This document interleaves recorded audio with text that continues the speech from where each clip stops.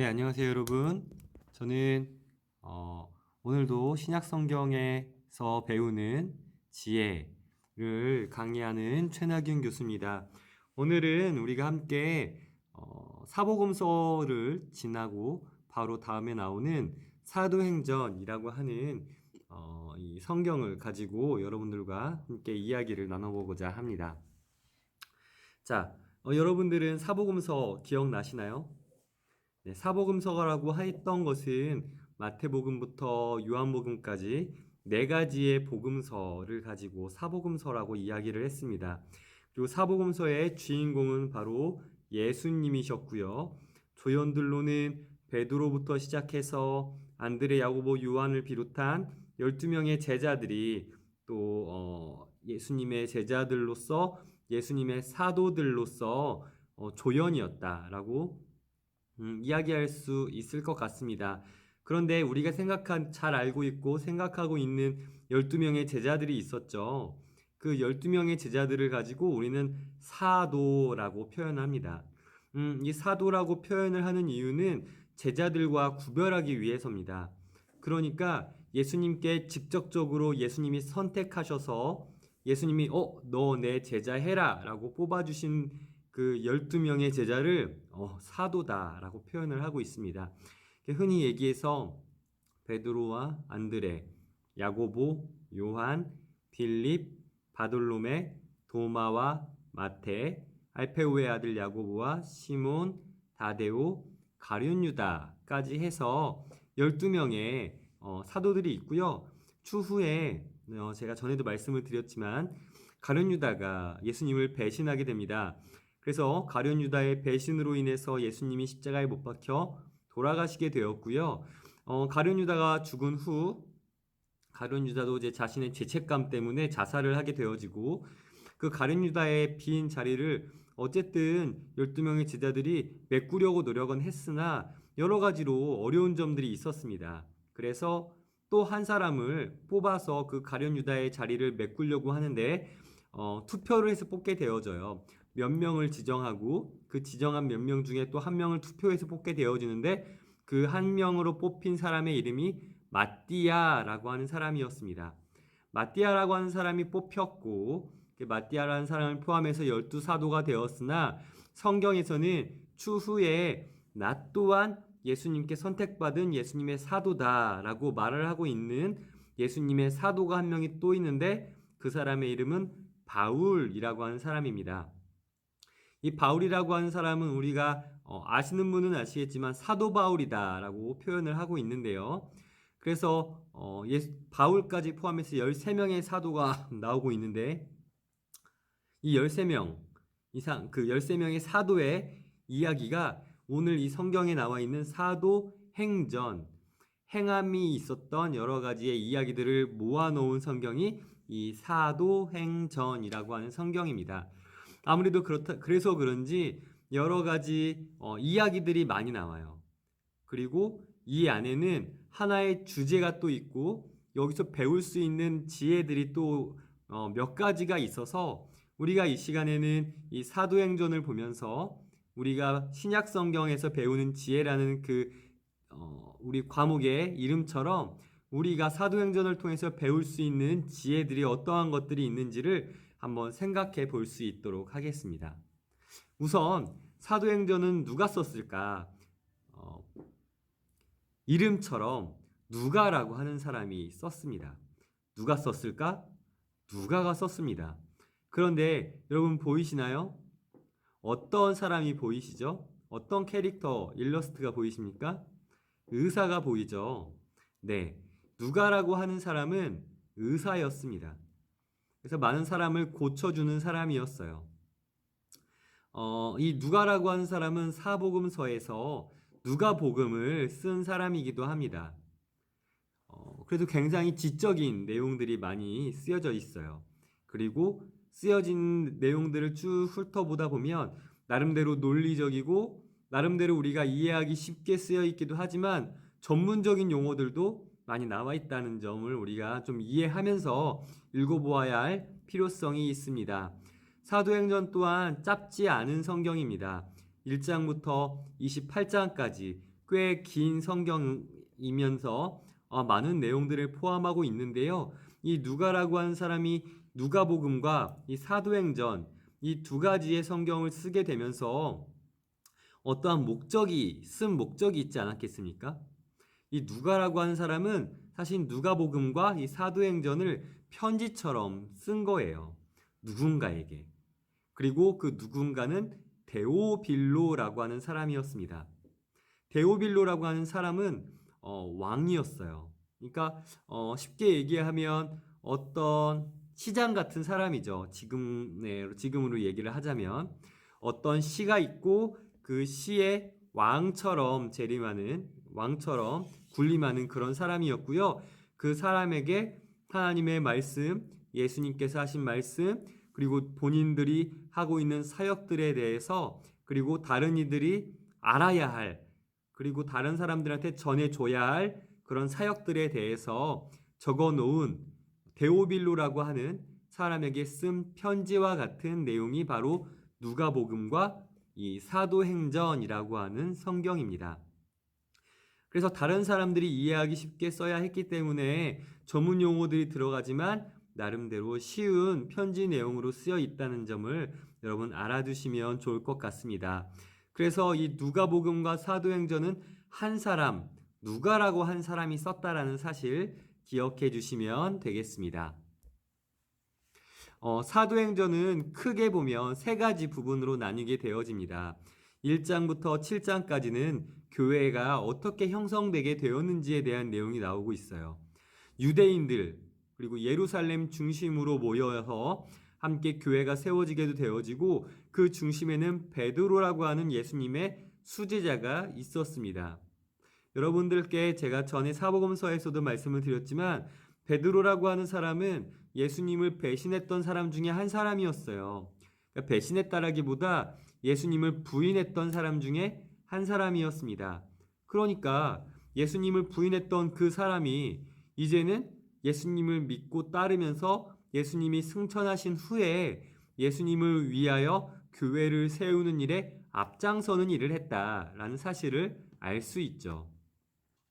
그리고 8장부터 12장까지의 말씀은 교회의 과도기다라고 말할 수 있겠습니다. 일단 사마리아인들을 위해서 전도가 되어지고 선교가 되어지고요.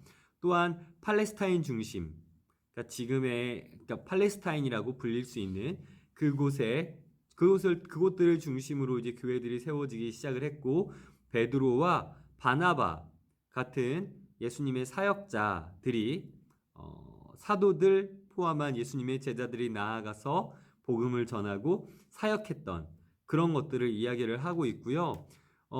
중요한 것은 이제 유대와 사마리아까지라는 얘기는 사실 그 당시에 유대인들을 중심으로 하나님을 믿는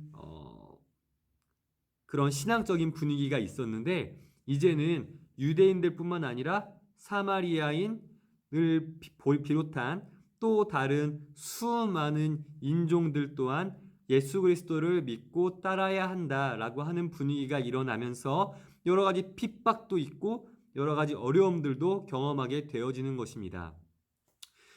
그 이유에 대해서 조금 더 깊이 말씀을 드리자면 지금도 마찬가지지만 유대인들은 자신들만이 민족이다라고 생각을 하고 있어요. 그래서 자신들만 구원받을 수 있고 자신들만 천국에 갈 수 있다라고 생각을 했는데 각 지역마다 교회가 세워지면서 예수님이 선포되어지게 되어지고 그러나 예수님은 유대인들뿐만 아니라 다른 사람들 또한 천국에 올라갈 수 있다라고 이야기를 하고 있기 때문에 우리는 수많은 유대인들은 예수님을 믿고 있는 교회들과 그 안에 있는 수많은 예수님을 따르는 제자들을 미워했고 그들을 핍박하려고 했었다라는 사실입니다. 그래서 지금도 유대인들은 새로 올 메시아를 기다리고 있어요. 자신들을 구원해 줄. 그렇다 보니 여러 가지 핍박을 당하게 되어짐을 통해서 수많은 사람들이 예수님을 믿고 따랐던 사람들이 지하로 숨어 들어가게도 되어지고 그렇게 되어지죠. 근데 추후에 물론 콘스탄티노플 그 시대를 경험하게 되어지면서 기독교가 국교가 되어지고 변화가 되어지긴 하지만 어쨌든 이 시기에는 많은 핍박과 어려움들이 있었다라는 사실이 있습니다. 그래서 교회의 확장 또한 일어나게 되어지죠. 13장부터 28장까지. 그래서 이방인들을 중심으로 유대인들뿐만이 아니라 이방인들 또한 예수님을 믿을 수 있도록 만드는 전도와 선교의 역할들을 감당하는 일들이 계속해서 일어나게 되었다라는 것입니다. 이것은 이제 안디옥이라는 지역 중심으로 일어났던 일이고요. 여기에 주인공은 바울이라고 하는 사람입니다. 아까도 말씀드렸지만 사도 바울이라고 해서 본인 또한 예수님께 선택받은 사람이다 라고 자신이 선포하고 예수님의 사도들을 함께 따라다니다가 이제는 자기 혼자 선교 여행을 다니면서 복음을 전했던 하나님의 말씀을 전했던 사람이 이 바울이라는 사람이었고요. 말씀을 속에서는 땅 끝까지 복음이 선포되어져야 된다라고 말씀을 하고 있어요. 그러니까 하나님의 말씀인 이 성경책이 어디든 모든 곳에 전도되어져야 되고 이야기되어져야 되고 예수님을 믿는 사람들이 이 세상 모든 곳에 있어야 한다라는 이야기를 오늘 성경 말씀에서는 이야기하고 있습니다. 그래서 교회의 형성과 교회의 과도기, 교회의 확장으로 이렇게 세 부분으로 나누어서 사도행전의 모든 이야기들이 나뉘어져 있고요. 이것을 조금 더 구체적으로 들어가 보도록 하겠습니다. 1장부터 8장까지는 예루살렘에서의 증거예요. 그러니까 여러 가지 기적들도 일어나고 이 안에서는 아까 처음 부분에 말씀드린 가룟 유다 대신 마띠아를 뽑은 예수님의 사도들에 대한 이야기도 나오게 되어지고요. 어떻게 어떤 장소에 복음을 전해야 하는지 또한 이야기를 하고 있습니다. 또한 8장 4절부터 12장 25절까지는 사마리아라고 하는 지역에서 복음이 전파되어지는, 그러니까 복음이라고 하는 것은 하나님의 말씀을 이야기하는 성경책을 이야기하는 것인데요. 이 성경책을 가지고 예수님의 사도들이 돌아다니면서 기적을 행하고 또 여러 가지 예수님께서 하신 말씀들을 다른 예수님을 알지 못하는 사람들한테 알려주는 역할을 하는 것이 이 사마리아 지역에서 일어났다라고 할 수 있습니다. 지금 예수님께서 오시고 나서 2020년이 흘렀죠.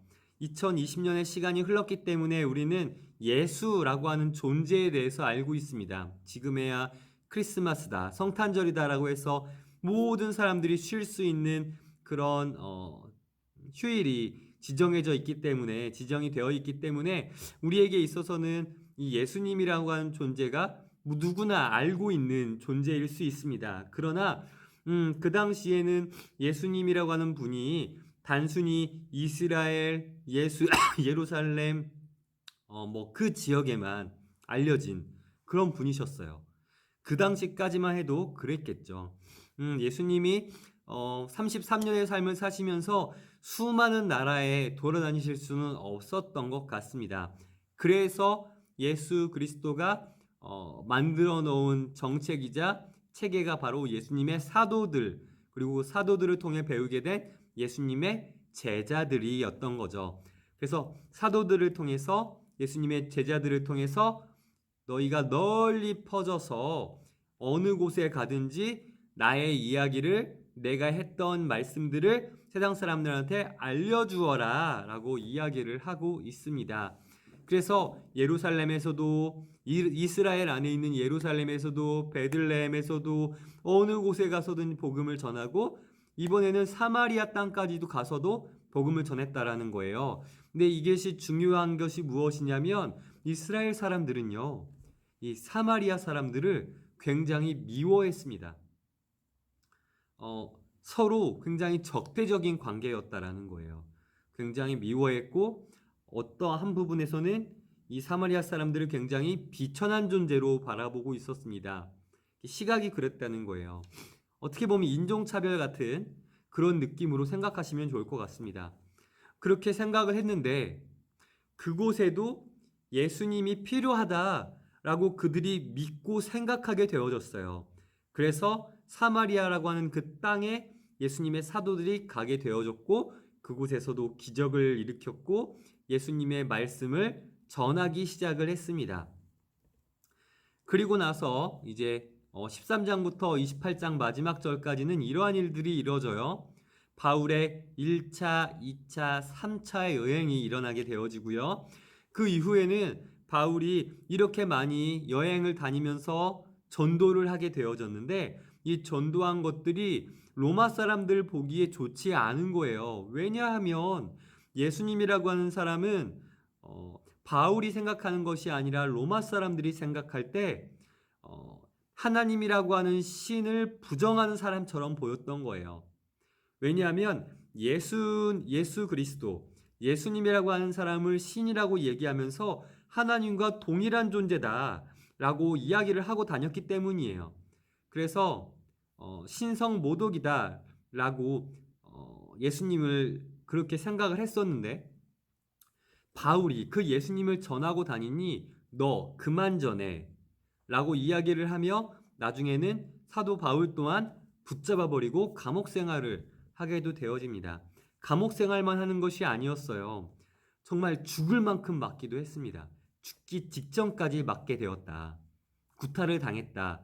그리고 여러 가지 고문 또한 당하게 되었다라는 말씀이 성경에는 기록되어 있습니다. 그러나 바울은 로마 사람이었어요. 이스라엘 사람이 아니었습니다. 바울이라고 하는 사람은요, 어떤 사람이냐면 사실은 굉장히 유명하고 그 시대에 있어서 최고의 학자였던 가말리엘이라고 하는 사람이 있었는데 그 가말리엘이라고 하는 사람에게 배운 최고의 수제자 중에 한 명이었다라는 사실입니다. 그래서 그런지 로마 사람들 또한 사도 바울에게 심하게 하지 못했습니다. 그러니까 죽이지 못했다라는 거예요. 로마의 황제가 어느 정도 인정했던 사람 중에 한 사람이어서 그래서 바울은 죽을 만큼 맞았지만 죽기까지는 하지 못했다라고 이야기를 하고 있습니다. 그러니까 이 로마 시대에 바울이라고 했던 사람은 어떠한 예수님의 제자들보다 어떠한 예수님의 사도들보다 전도하고 선교하기가 편했다라고 우리는 이야기할 수 있습니다. 자, 그런데 우리가 이 내용들을 보게 되어지면 재미있는 사실을 알 수 있습니다. 바울이 세 번이나 여행을 가게 되어져요. 우리는 기독교에서는 이 바울의 여행들을 바울의 전도 여행이다, 선교 여행이다 라고 해서 1차, 2차, 3차까지를 이야기를 하고 있습니다. 자, 바울 같은 경우는 1차는 이쪽, 2차는 위에 쪽, 3차는 이 아래쪽, 뭐 그런 식으로 다른 지역을 다니면서 복음을 전했다라고 이야기를 하고도 있고요. 또 지금 우리 시대처럼 바울이라고 하는 사람도 이 전도 여행, 선교 여행을 하기 위해서 정말 개인적으로 열심히 돈을 벌었다라고도 이야기를 하고 있습니다. 이 전도 여행에 대한 얘기는 조금 더 우리가 생각을 해보자면 굉장히 복잡한 지도가 나와 있죠. 이 지도는 1차, 2차, 3차 바울이 어느 곳으로 전도 여행을 다녔는지에 대해서 기록하고 있는 그런 지도입니다. 나중에 필요하시다면 제가 이 부분은 사진 파일로, 그림 파일로 여러분들께 드리도록 하겠습니다. 필요하신 분이 계시면 제게 따로 연락을 주시고요. 그 여행을 다니신 그 바울이라고 하는 사람이 이 바울 사도가 여행을 다닌 그 장소가 굉장히 좁지 않습니다. 굉장히 멀리 가게 되어집니다. 이곳 저곳 자신이 갈 수 있는 곳, 자신의 말이 통하는 곳, 그리고 그러나 어쨌든 복음을 자신이 전할 수 있는 모든 곳에 복음을 전하기 위해 최선의 노력을 다한 모습을 볼 수 있습니다. 그리고 그 가는 곳들마다 교회도 많이 세우게 되어지고요. 교회만 세우는 것이 아니라 그 교회의 목사들도 세울 수 있도록 그 곳에 가게 되어지면 복음을 전하는, 그러니까 하나님의 말씀을 전하기도 하지만 하나님의 말씀을 가르치고 깨우칠 수 있도록 만들어 주어서 그곳에 목사를 세우고 그 목사를 통해서 교회가 세워질 수 있도록 만들었다는 사실을 우리는 알 수 있습니다. 목사를 세울 수 있을 정도였다면 바울은 신학에도 통달했다라는 것을 우리가 알 수 있겠죠. 사도행전에 나와 있는 여러 가지 성경에 대한 내용들이 있고요. 또한 사도 바울뿐만 아니라 예수님의 많은 사도들이, 그러니까 12명의 사도들을 비롯한 더 많은 사도들이 이 복음을 가지고 하나님의 말씀을 가지고 이 지역뿐만 아니라 더 많은 지역들에 복음을 전했다라고도 우리는 알 수 있고 또 들어볼 수 있습니다. 참고로 그런 이야기들도 있어요. 우리나라에도 예수님의 제자들 중 한 사람이 왔다 갔다, 왔다가 복음을 전하고 돌아갔다 라고 하는 이야기가 있기는 합니다만 그것이 확인되고 있지는 않습니다. 지금도 예수님의 사도들 중 한 명이 우리나라에 들어와서 복음을 전했다라고 주장하시는 분들이 많이 계세요. 그런데 사실 성경에 나와 있지 않았고 제가 볼 땐 아직 그것이 그런 내용들이 분명하지 않기 때문에 그 사실들에 대해서 인정하는 것이 굉장히 어려운 것 같다라는 생각을 하게 됩니다만 정말 우리나라에도 왔었다라고 하면 참 감사하고 은혜가 되는 사실이었겠죠. 몽골까지는 왔다가 갔다라고 이야기하는 그런 학설들을 제가 본 적이 있었던 것 같습니다. 하여튼 수많은 예수님의 제자들 그리고 예수님의 사도들이 그 지역에만 머물러 있었던 것이 아니라 중동 지역이겠죠. 중동 지역에만 머물러 있었던 것이 아니라 전 세계를 돌면서 복음을 전하기 위해 노력했다. 그리고 그들의 노력은 그 순간만 딱 이루어졌던 것이 아니라 지금까지도 이런 일들이 일어나고 있다라고 하는 것입니다. 자, 그렇다면 여러분, 이들이 왜 이렇게 복음을 전한다, 왜 이렇게 하나님의 말씀을 전하려고 했을까에 대한 생각, 여러분 혹시 해보신 적 없으십니까? 한번 해보십시오. 자, 생각해 보세요. 그들은 예수님이 떠났어요. 이제 자신들과 함께 있지 않습니다. 그런데 그럼에도 불구하고 복음을 전하기 위해서 그들이 믿고 있었던 신념을 전하기 위해서 이 세상 이곳저곳을 돌아다닙니다.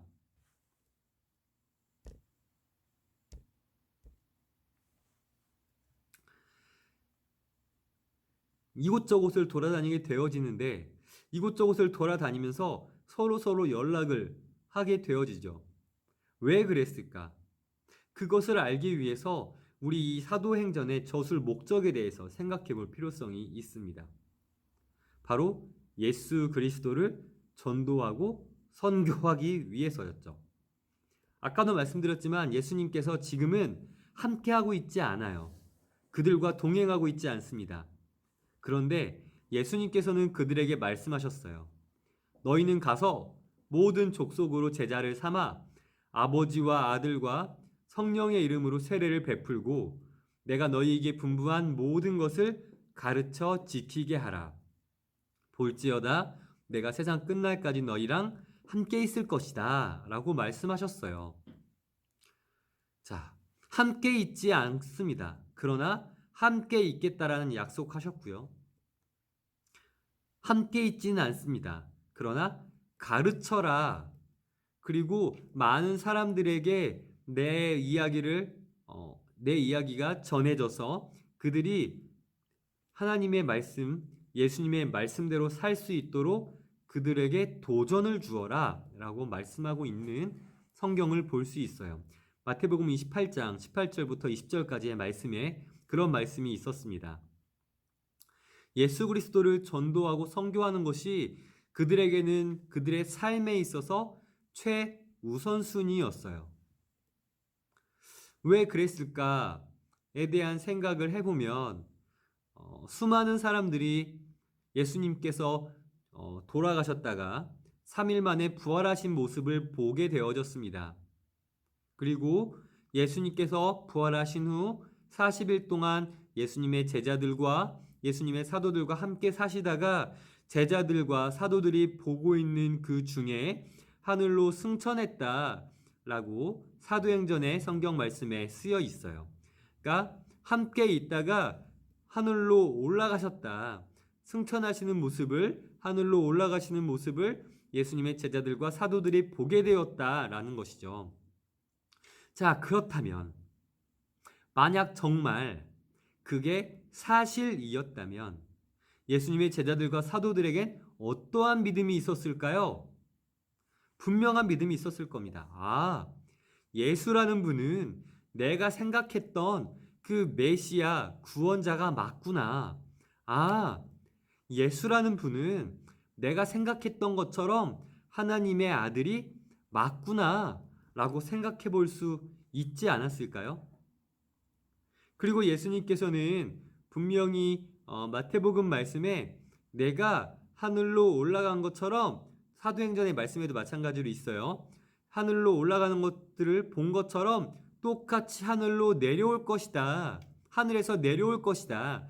라고 하는 말씀까지도 나와 있는데요. 올라간 것처럼 내려올 것이다. 라는 말씀까지 나와 있어요. 이 말씀을 생각해 본다면 예수님의 그 자리에 예수님의 승천하는 하늘로 올라가는 모습을 본 제자들과 사도들은 곧 내려오실 수도 있을 것 같아. 금방 내려오시면 어떡하지? 예수님이 언제 내려오실지 모르니까 내가 그만큼 잘 살아야지. 그만큼 예수님의 말씀대로 살아야지. 내가 그만큼 예수님께 칭찬받으며 살아야지. 라는 생각까지도 할 수 있게 되어졌다라는 사실입니다. 그러니까 그 당시에 이곳 저곳 이곳 저곳 요곳 저곳을 다니면서 예수님의 말씀을 전하려 했던 예수님의 사도들과 예수님의 제자들은요, 그들 안에 가지고 있던 신념과 그들 안에 가지고 있던 소신과 그들 안에 소유한 그 믿음 자체가 우리가 생각하고 있는 믿음과 신념과 소신과는 차원이 다른 것이었어요. 생명을 걸고 그들의 목숨을 걸고 전도하고 선교할 수 있는 그러한 믿음과 신념과 소신이라는 것이 있었다라는 것입니다. 그런데 나만 믿으면 될까요? 나만 믿고 천국 가면 될까요? 나만 예수님이라는 분이 하나님의 아들이고 예수님이라는 분이 내가 알고 있는 구원자, 메시아다 라고 하는 사실을 나만 알고 있을 수는 없는 거예요. 예수님께서 하신 말씀이 모든 사람들에게 복음을 전해야 된다. 예수님의 말씀을 전해야 된다라고 하셨으니 이 말씀대로 살자라고 해서 이곳 저곳을 다니면서 예수님의 말씀을 전하기 시작했던 것입니다. 그리고 그 말씀들이 계속해서 누군가에게 또 누군가에게 또 누군가에게 또 누군가에게 전달되게 되어지므로 지금의 이 시간 우리까지도 오게 된 것이죠. 자, 한번 이 내용들을 정리해 보도록 하겠습니다. 그 예수님의 제자들은요, 그들이 가지고 있던 소신과 신념을 지키며 살았습니다. 그 안에는 확신이라고 하는 게 있었어요. 예수 그리스도가 누구인지에 대한 확신이죠. 내가 가지고 있는 소신과 믿음이 있다면, 신념이 있다면 그것에 대한 확신이 있어야 됩니다. 그리고 그 확신이라는 것이 있다면, 소신과 믿음과 신념이라고 하는 것에 확신이 생긴다면 우리의 생명까지도 걸 수 있는 그러한 느낌이 있어야 된다는 거죠. 소신이 없고 신념이 없고 그 안에 믿음이 없다면 우리는 매우 흔들릴 수 있는 그러한 삶을 살아갈 수 있어요. 이것은 우리의 방향성도 마찬가지인 것 같아요. 자, 잠깐 제가 다른 곳에 왔다가 갔다가 다시 돌아오게 되었는데요. 이 부분들을 우리가 잘 생각을 해볼 수 있었으면 좋겠습니다. 우리의 생명을 걸고 우리의 신념과 소신과 우리의 믿음에 대해서 확신을 가질 수 있는지에 대해서 우리가 잘 고민해보고, 또한 우리가 그러한 신념과 그러한 소신과 우리한 믿음을 갖기 위해서 우리가 어떠한 것들이 필요한지 한번 생각해 볼 수 있는 여러분들이 되었으면 좋겠어요. 제가 이 신념과 소신과 믿음에 대해서 하나하나 설명하기에는 시간이 너무 부족할 것 같고요. 오늘 이 시간에는 이 소신, 우리의 신념, 그리고 이것에 대해 확신을 가져야 되는 우리의 인생의 그 방향성에 대해서 조금 더 깊이 이야기를 해보고자 합니다. 사도행전에서 배울 수 있는 지혜가 있다면 바로 이것일 것 같아요. 몇 가지가 있는데 그 중에 하나는 소신대로 행하라 라고 하는 것입니다. 예수님의 제자들과 예수님의 사도들은요, 본인이 가지고 있는 소신, 그것이 믿음이고 신념이겠죠. 신념일 수 있겠죠. 이것들을 가지고 이 지역과 이 세상과 모든 곳에 돌아다니며 예수님의 말씀을 전하기 위해 노력했고, 가르치기 위해 노력했고, 그들의 생명이 다하기까지, 그들의 삶을 다하기까지 복음을 전하기 위해 최선을 다했습니다. 그것은 자기 지역뿐만 아니라 자기가 말이 통하지 않는 모든 나라들까지도 돌아다니면서 예수님의 말씀을 전하려고 노력했다라는 사실이 있다는 거예요. 그러니까 다른 지역에 갔어요. 그런데 말이 통하지 않는 거예요. 그러나 그곳에 가서 그것을, 예수님의 말씀을 전하기 위해 그곳의 언어를 배웠고, 그리고 그 언어를 통해서 예수님의 말씀을 전하기 위해 노력했다라는 겁니다. 이것이 참 중요해요. 내가 가지고 있는 소신이 있다면 그 소신을 지키기 위해서 노력할 수 있는 우리의 모습이 있어야 된다라고 하는 것이죠. 우리가 살아가다 보면 우리의 소신이 아닌 그냥 우리에게 주어진 대로, 우리에게 맡겨진 대로, 우리에게 닥쳐오는 그 상황 그대로만을 받아들이고 그대로 우리가 맞추어 살아가야 한다라고 하는 경우가 굉장히 많이 있습니다. 그러나 우리가 소신이라고 하는 것이 있다면, 우리가 닥쳐오게 되어지는 여러 가지 상황이나 우리에게 찾아오게 되어지는 여러 가지 일들에 대해서, 상황들에 대해서 우리의 소신대로 선택하고 우리의 소신대로 결정하게 되어질 때에 내가 원하는 결과를 얻을 수 있게 되어진다는 것이죠. 그냥 내가 받아들이는 대로, 내가 가져오고 싶은 대로, 그냥 내게 주어진 대로를 받아들이게 되어지면 그냥 자연스럽게 흘러져 들어가는 그런 일들이 계속해서 나한테 다가오게 되어지기 때문에 내가 원하지 않는 일들이 일어나게 될 수도 있어요. 그러나 소신대로 행하게 되어질 때 내가 내가 생각하고 내가 여러 가지를 분석하고, 그래서 그것에 대해서 온전한 내 것으로 만들어 내 소신이 되어지고 내 소신대로 그것을 선택하고 행동하게 되어졌을 때에 우리에게는 내가 원하는 어떠한 결과를 받을 수 있게 되어진다 라고 하는 사실이 우리에게 매우 중요하다라고 하는 것입니다. 예수님의 제자들이 언어를 배우면서까지 복음을 전하였고 생명을 걸고서 복음을 전하였듯이 우리 또한 그러한 소신을, 신념을, 믿음을 소유할 수 있어야 한다라고 하는 것이 매우 중요한 사실이라는 거 여러분 기억하셨으면 좋겠습니다. 두 번째는요, 소신의 확신을 갖기 위해서 지식을 쌓으라 라는 겁니다. 이것은 경험을 쌓으라 라는 이야기도 마찬가지일 것 같습니다. 우리가 전에도 말씀드렸지만 어떠한 소신이 있다면 그것을 행하기 위해 노력해야 되겠죠. 그런데 그 소신을 만들기 위해서 내 개인적인 소신이라고 하는 것을 정확한 어떠한 기준선에 맞추어 만들기 위해서는 지식이라고 하는 것이 필요합니다. 그리고 그것에 대한 확실한 경험이라고 하는 것이 필요하죠. 예수님의 제자들 또한 사도들 또한 마찬가지였어요. 그들은 예수님을 가까이서 만나 있었고 예수님의 말씀을 직접적으로 들었습니다. 그리고 예수님의 말씀을 많은 사람들한테 가르쳤어요. 그뿐만이 아니었습니다. 그들은 예수님께서 말씀하신 대로 행함을 통해서 기적을 일으키기도 했고요. 무엇보다 예수님께서 3일 만에 다시 살아나신 모습을 보았고 40일 동안 그들과 예수님과 함께 하시다가 예수님이 승천하시는 모습을 그들 또한 볼 수 있었습니다. 그러한 경험이 지금의 예수님의 사도들, 소신을 가지고 신념을 가지고 믿음을 가지고 살아갔던 예수님의 사도들과 제자들을 만들었다라고 이야기를 할 수 있는 것이죠. 여러분들도 마찬가지라고 생각합니다.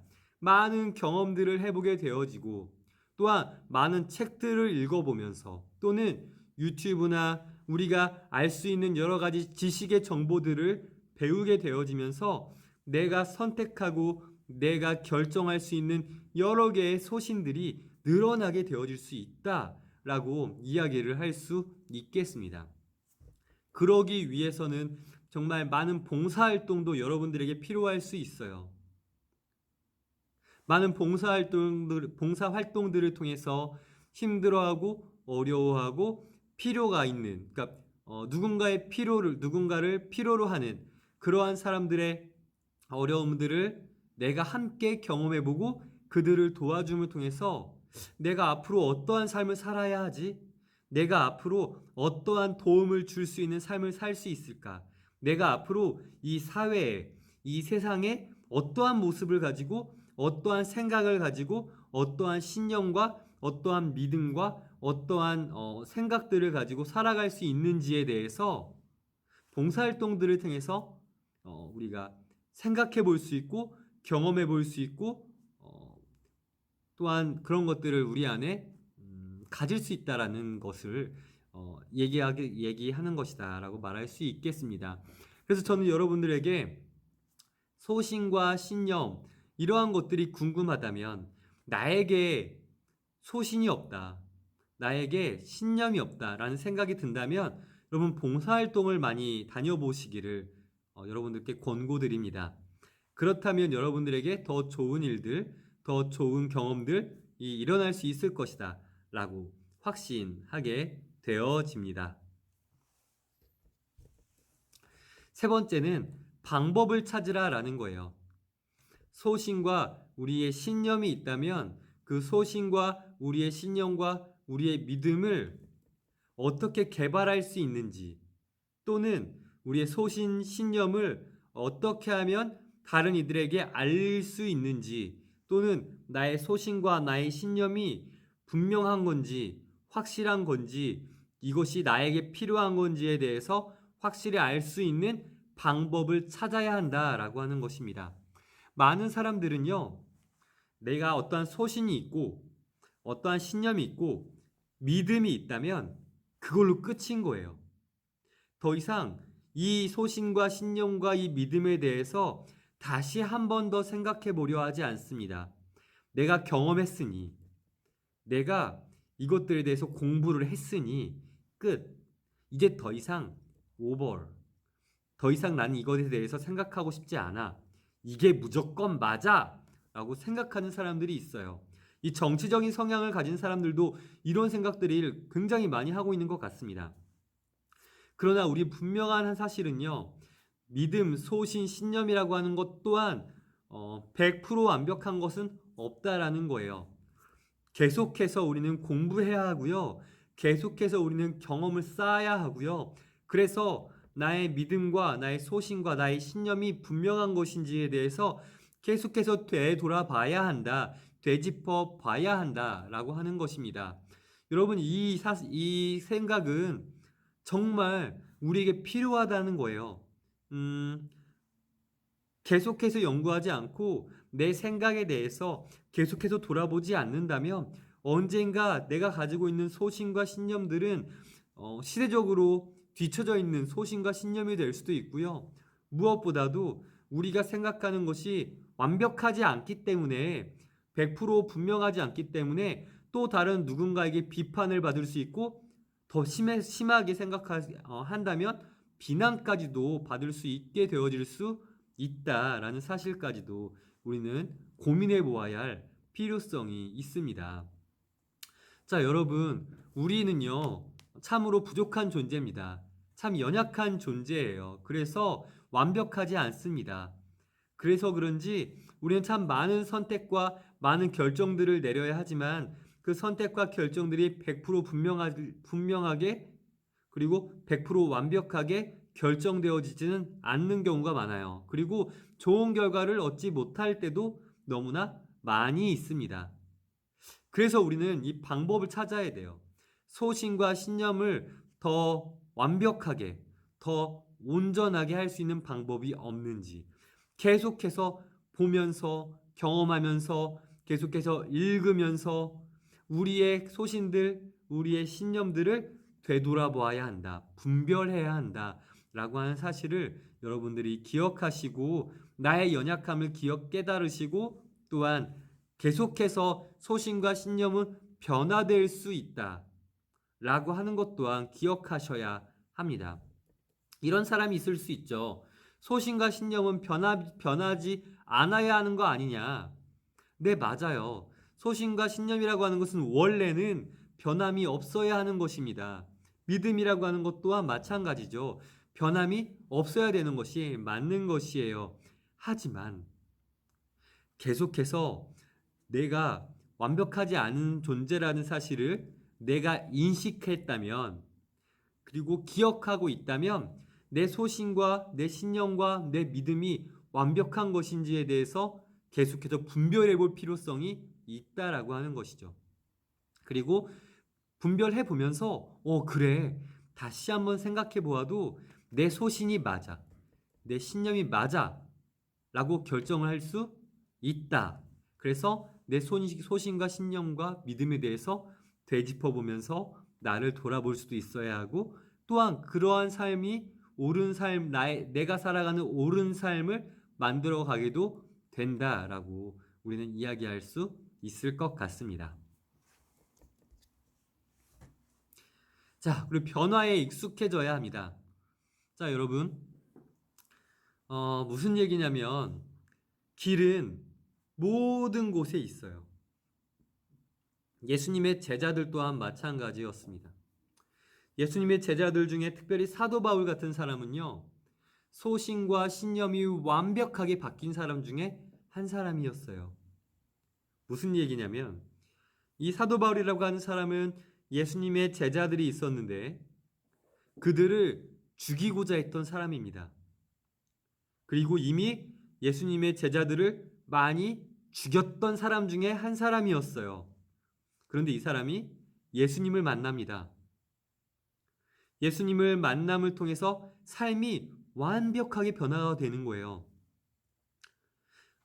어느 날 이 사도 바울이라고 하는 사람이 길을 가다가 그리고 어떤 길을 가고 있었냐면 예수님을 믿고 따르던 예수님의 제자들을 죽이기 위해서 또 그들을 핍박하기 위해서 더 좋은 더 많은 예수님의 제자들이 있는 지역으로 가다가 갑자기 하늘 위에 어떠한 밝은 빛을 보게 되어지고 눈이 멀게 되어집니다.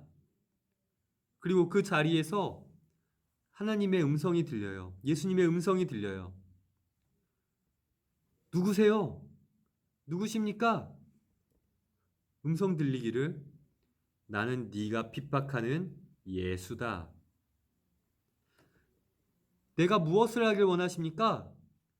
위에서 얘기하기를 앞으로 너는 나를 따르라. 나를 전하는 사람이 되어라. 라고 말씀하세요. 그리고 나서 이 바울이라고 한 사람은 나 또한 예수님의 지시를 받고 나 또한 예수님의 말씀을 전하는 사람이다 하여 사도 바울이다 라고 지칭을 하죠. 그리고 그의 믿음과 그의 신념과 그의 소신이 변화되어지게 됩니다. 180도 완전히 바뀌게 되어지죠. 저는 그렇게 생각합니다. 나의 소신과 나의 신념과 나의 행동, 나의 믿음 그런 것들이 있다면 그 소신과 신념과 믿음을 통해서 나의 삶이 변화되어져야 돼요. 행동이 변화되어져야 됩니다. 그리고 그 변화가 되어진 것이 있다면 그 변화된 것이 또 다시 예전의 모습으로 바뀌지 않도록 노력할 수 있어야 한다는 것이죠. 저는 그것을 익숙해져야 한다라고 표현하고 있습니다. 여러분에게 필요한 것이 이거라고 생각합니다. 변화에 익숙해져야 합니다. 나의 행동이 나의 소신과 신념과 믿음에 맞추어 변화되어져야 하고 또한 그거에 맞춘 나의 행동의 삶이 내 그 변화에 내 삶이 익숙해져야 합니다. 그래야만 소신에 맞게 나의 변화에 맞게 나의 행동에 맞게 나의 믿음에 맞게 그렇게 삶을 살 수 있게 되어진다라고 하는 것입니다. 사도행전 1장 8절의 말씀이 오늘 사도행전의 전체 주제다라고 이야기를 할 수 있는데요. 이 말씀을 한번 제가 읽어 드리도록 하겠습니다. 오직 성령이 너희에게 임하시면 너희가 권능을 받고 예루살렘과 온 유대와 사마리아와 땅끝까지 이르러 내 증인이 되리라 하시니라. 사도행전 1장 8절 말씀입니다. 자, 여러분, 이 시대, 지금 여러분들이 살고 있는 이 시대에서 여러분은 어떠한 소신과 어떠한 신념과 어떠한 믿음을 가지고 살아가고 있습니까?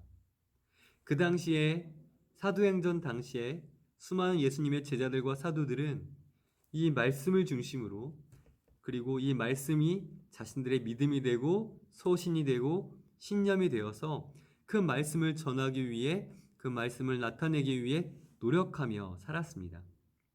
여러분, 우리 또한 마찬가지로 이러한 삶을 살기를 원합니다. 여러분, 내가 생각할 수 있는 많은 것들이 있겠지만 더 많은 것들을 경험하고 더 많은 것들을 지식으로 얻고 또한 그것들을 행동으로 옮기면서 여러분들의 소신과 여러분들의 신념을 세워가시길 바랍니다. 그리고 그 소신과 신념이 기초가 되어지고 그것들이 하나하나 쌓여지게 되어질 때 여러분들은 인격적으로도 여러분들의 지식적으로도 여러분들의 직장에서 여러분들이 살 수 있는 가정에서 그 누구보다도 올바른 길을 제시해 줄 수 있는 리더, 올바른 방향성을 제시해 줄 수 있는 지도자 또는 더 멋진 가정의 부모로서의 삶을 살 수 있게 될 것입니다. 여러분들의 그러한 삶을 축복하고 앞으로 여러분들을 통해서 놀라운 일들이 일어날 수 있을 거란 믿음 가지고 여러분들을 위해 기도하도록 하겠습니다. 오늘 수업도 여러분 너무 수고 많았고 들어주셔서 감사합니다. 우리 다음 주에 또 만나도록 하겠습니다.